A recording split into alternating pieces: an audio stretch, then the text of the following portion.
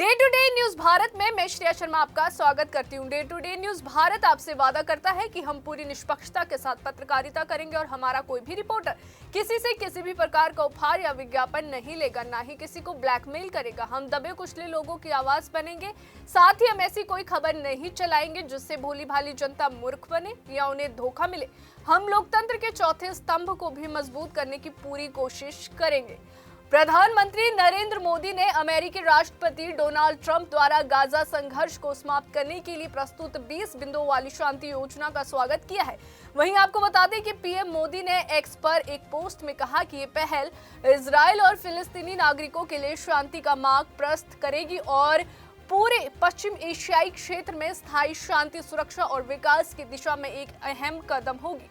उन्होंने उम्मीद जताई है कि फिलिस्तीन और इजरायल दोनों ही राष्ट्रपति ट्रंप की इस पहल का समर्थन करेंगे और संघर्ष को समाप्त करने के इस प्रयास में एकजुट होंगे। ये बयान उस वक्त सामने आया जब राष्ट्रपति ट्रंप ने व्हाइट हाउस में इस योजना की घोषणा की, जिसमें इजरायली प्रधानमंत्री बेंजामिन नेतन्याहू भी मौजूद थे। और आपको बता दें कि ट्रंप ने स्पष्ट कहा कि यदि हमास इस प्रस्ताव को स्वीकार कर लेता है तो सभी बंधकों को रिहा कर दिया जाएगा और युद्ध समाप्त हो जाएगा। लेकिन साथ ही उन्होंने चेतावनी दी है कि अगर हमास इस प्रस्ताव को ठुकराता है तो इजराइल को उनका पूरा समर्थन मिलेगा ताकि वे हमास के खतरे को पूरी तरह से खत्म कर सके। नेतन्याहू ने भी इस योजना का समर्थन करते हुए कहा कि ये इजराइल के युद्ध लक्ष्यों के अनुरूप है, लेकिन यदि हमास नहीं मानता तो काम पूरा नहीं किया जाएगा। ट्रंप की शांति योजना में कई प्रमुख बिंदु शामिल है। सबसे अहम है गाजा में युद्ध को तुरंत समाप्त करना, एक अस्थायी तकनीकी सरकार की स्थापना और इजराइल द्वारा गाजा पर पुनः कब्जा न करने की गारंटी।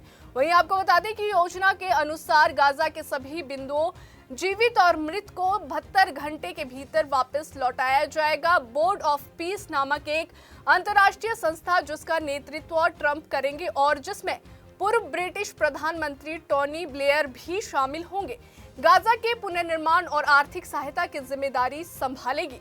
गाजा की सुरक्षा अंतर्राष्ट्रीय और क्षेत्रीय बलों के जिम्मे होगी, जो साथ ही फिलिस्तीनी पुलिस को प्रशिक्षण भी देंगे। इस दौरान मानवीय सहायता भी नियमित रूप से पहुंचाई जाएगी। योजना में ये भी कहा गया है कि जो हमास सदस्य शांति स्वीकार करेंगे उन्हें माफी दी जाएगी और जो नहीं मानेंगे उन्हें देश छोड़ने के लिए सुरक्षित रास्ता दिया जाएगा। अमेरिका भविष्य की शांति वार्ताओं में भी सक्रिय भूमिका निभाएगा। संयुक्त राष्ट्र सुरक्षा परिषद की बैठक में फिलिस्तीनी मिशन के प्रमुख रियाद मंसूर ने भी कहा कि फिलिस्तीन जो है अमेरिका, सऊदी अरब, यूरोप और अन्य साझेदारों के साथ मिलकर काम करने को तैयार है।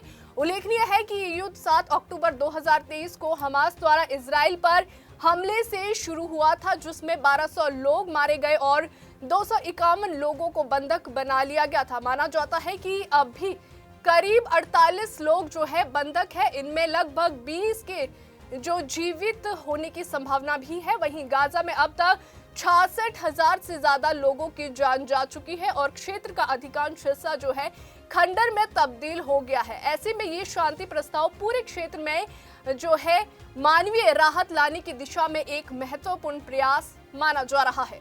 अभी के लिए फिलहाल इतना ही। देश और दुनिया की ताजा खबरें जानने के लिए देखते रहिए day to day news Bharat और हमारे चैनल को लाइक और सब्सक्राइब करना ना भूलें।